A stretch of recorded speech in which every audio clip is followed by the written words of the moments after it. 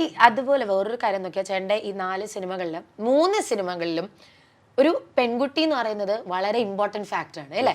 നമ്മളുടെ 18-ാം വളവായിക്കോട്ടെ, സോറി 10-ാം വളവായിക്കോട്ടെ, ഞാനൊരു 8 കൂടുതലിട്ടു, ക്ഷമിക്കുക. അപ്പൊ 10-ാം വളവായിക്കോട്ടെ, നമ്മുടെ കിടാവറായിക്കോട്ടെ, ഇപ്പൊ നമ്മുടെ മാളികപ്പുറമായിക്കോട്ടെ, എല്ലാത്തിലും ഒരു കുഞ്ഞു മോൾ എന്ന് പറയുന്ന ഒരു മെയിൻ ഇമ്പോർട്ടന്റ് ആസ്പെക്ട് ആണ്. ചേട്ടന് നോക്കുകയാണെന്നുണ്ടെങ്കിലും നൈറ്റ് ഡ്രൈവിൽ ഒരു കുട്ടിയുടെ ക്യാരക്ടർ ഞാൻ ഇട്ട് കൊടുത്തിട്ടുണ്ട്. അതായത് കൈലേഷിന്റെയും മറ്റേ നമ്മുടെ കേക്ക് കൊണ്ടുപോകുന്ന മോളുടെ ഇങ്ങനെ ക്യാരക്ടറായിട്ട് തന്നെ ഇട്ടിട്ടുണ്ട്. ഓക്കെ. അപ്പം എല്ലായിടത്തും ഈ ഒരു മോളുടെ പ്രസൻസ് ഉണ്ട്. അത് ഈ 2 മക്കളാണ്, 2 പേരടുത്തും ഭയങ്കര ഇഷ്ടമാണെന്നുള്ള നമുക്ക് എല്ലാവർക്കും കാണുമ്പോൾ അറിയാവുന്ന കാര്യമാണ്, വൈകി മീനാക്ഷി. അപ്പം അവരുടെ ഒരു പ്രസൻസ് എല്ലാത്തിലേക്ക് കൊണ്ടുവരുന്നതാണ്. ഓർ ലൈക്ക് വൈ എന്താണ് മെയിൻ അത് ഇടുന്നുണ്ട്, ഇങ്ങനെ ഒരു കോൺഷ്യസ്ലി ഇടുന്നതാണ്? ഞാൻ സ്ക്രിപ്റ്റ് എഴുതായിരിക്കുമ്പോൾ സത്യം പറഞ്ഞാൽ ഞാൻ ഏറ്റവും കൂടുതൽ എഴുത്ത് സമയത്ത് സ്പെൻഡ് ചെയ്യുന്നത് എൻ്റെ മക്കളുടെ ഒപ്പം തന്നെയായിരുന്നു. കാരണം എനിക്ക് ആദ്യത്തെ കടാവർ എഴുതുന്ന സമയത്ത് വൈകി ചെറിയ കുഞ്ഞാണ്. അപ്പോൾ ആ സമയം തൊട്ടേ എനിക്ക് അറിയില്ല, ഞാൻ എഴുതുന്ന എഴുത്തുകളിൽ ഈ പെൺകുട്ടി വരും. പിന്നെ ഇവരുടെ ഒരു സ്നേഹം ജീവിതത്തിൽ ആസ്വദിച്ച് പോകുന്നതുകൊണ്ടാവാം ഞാൻ ഇനി എഴുതിക്കൊണ്ടിരിക്കുന്ന സിനിമകളിലും കുട്ടികൾക്ക് ഭയങ്കര ഇമ്പോർട്ടൻസ് ഉള്ളതാണ്. ഞാനും മാളികപ്പുറം വിഷ്ണു ചെയ്യുന്ന അടുത്ത പടം കംപ്ലീറ്റ് കുട്ടികൾക്ക് വേണ്ടിയുള്ള സിനിമ തന്നെയാണ്. ഒരുപാട് കുട്ടികൾ ആ സിനിമ അഭിനയിക്കാനും പോവാം. അപ്പം എൻ്റെ അടുത്ത് എല്ലാവരും ചോദിക്കണം, ഈ അച്ഛൻ മകൾ റിലേഷൻഷിപ്പ് ഭയങ്കരമായിട്ട് പറയാൻ ശ്രമിക്കുന്നുണ്ടല്ലോ. തീർച്ചയായിട്ടും അത് ആ ഇമോഷൻ ഒരുപാട് എഴുതണമെന്ന് ആഗ്രഹിക്കുന്നതാണ്. അതിന് 2 കാരണം, എനിക്ക് പണ്ട് മുതലേ പെൺകുട്ടികൾ വേണം എന്ന് ആഗ്രഹിച്ചാണ്. പണ്ട് തൊട്ട് എനിക്ക് കുട്ടി ജനിച്ചാൽ പെൺകുട്ടി ആവണം. ഇപ്പോൾ എൻ്റെ വൈഫ് പ്രഗ്നൻ്റ് ആയ സമയത്ത് ഞാൻ അമ്പലത്തിൽ പോയി പ്രാർത്ഥിക്കുക, ദൈവമേ ഇത് പെൺകുട്ടി ആയിരിക്കണേ.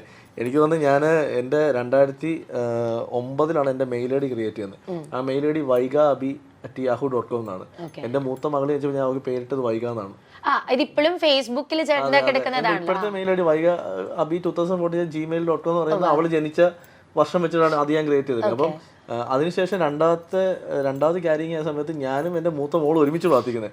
അവള് പ്രാർത്ഥിക്കും, ദൈവമേ എനിക്ക് അനിയത്തി ആയിരിക്കണം. അപ്പം ഞാൻ പറയും, മോളെ അങ്ങനെ തന്നെ പ്രാർത്ഥിച്ചോട്ടെ, ദൈവമേ ഇത് പെൺകുട്ടി ആയിരിക്കണേ.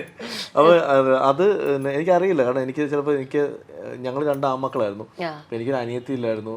അതുകൊണ്ടൊക്കെ ആവാം എനിക്ക് 2 പെൺകുട്ടികൾ വേണം എന്ന് ആഗ്രഹിച്ചത് ദൈവം എനിക്ക് തന്നു.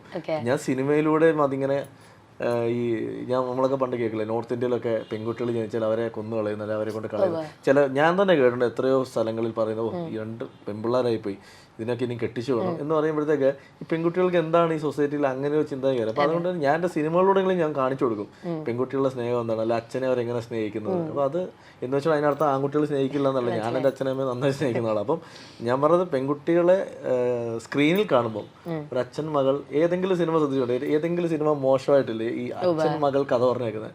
അപ്പം അതുകൊണ്ടായിരിക്കും ഞാനത് ഇനിയും തുടരാൻ പോവാണ്. ചേട്ടൻ അങ്ങനത്തെ ഇപ്പൊ ഈ ഒരു റിലേഷൻഷിപ്പിനെ പറ്റി സ്പെസിഫിക് ആയി പറഞ്ഞതുകൊണ്ട് ഇപ്പൊ ഒരുപാടധികം സിനിമകൾ നമ്മുടെ അതിനെ എക്സ്പ്ലോർ ചെയ്ത സിനിമകളുണ്ടല്ലേ, ഏറ്റവും ഭയങ്കരമായിട്ടൊരു അറ്റാച്ച്മെന്റ് തോന്നി, അല്ലെങ്കിൽ ഇതുപോലെ ആയിരിക്കും ഇനി എന്റെ ലൈഫ് എന്നൊക്കെ തോന്നിയിട്ടുള്ള ഏതെങ്കിലും സിനിമ ഉണ്ടോ ഇതുപോലത്തെ അച്ഛൻ മകൾ റിലേഷൻഷിപ്പിന്റെ? ഒരുപാട് സിനിമ എനിക്ക് അങ്ങനെ പെട്ടെന്ന് പേര് പറയാൻ പറഞ്ഞാൽ ഒരു പേരായിട്ട് എനിക്ക് പറയാൻ പറ്റില്ല.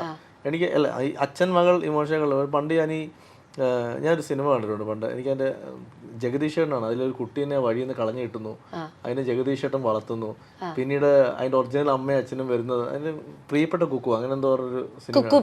അതുപോലെ ജയറാമേട്ടനും നമ്മുടെ സായികുമാർ ഏട്ടനൊക്കെ ഒരു കുട്ടീനെ വെച്ചിട്ട് പോകുന്നൊരു സ്പർശം.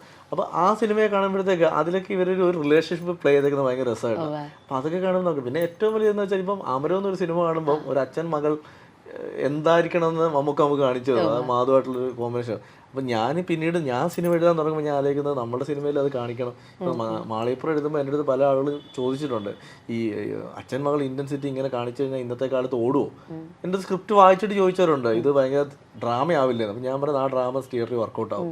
എൻ്റെ കൂടെ വിഷ്ണു 100%, കാരണം ഞാനത് അനുഭവിച്ചുകൊണ്ടിരിക്കുന്ന ആളല്ലേ, ഞാനത് ആഗ്രഹിച്ചുകൊണ്ടിരിക്കുന്ന ആളാണ്. അപ്പൊ അത് എന്നെ പോലെ എത്രയോ അച്ഛന്മാർ കാണും, ഇത് കിട്ടാത്ത എത്ര അച്ഛന്മാർ കാണും. ആമക്കൾ മാത്രമായിട്ട് എനിക്കൊരു പെൺകുട്ടി ഇല്ലല്ലോ അങ്ങനെ വിഷമിക്കുന്ന അച്ഛന്മാർ കാണും. അപ്പൊ അതുകൊണ്ട് അത് ഇതുവരെ വർക്കൗട്ട്.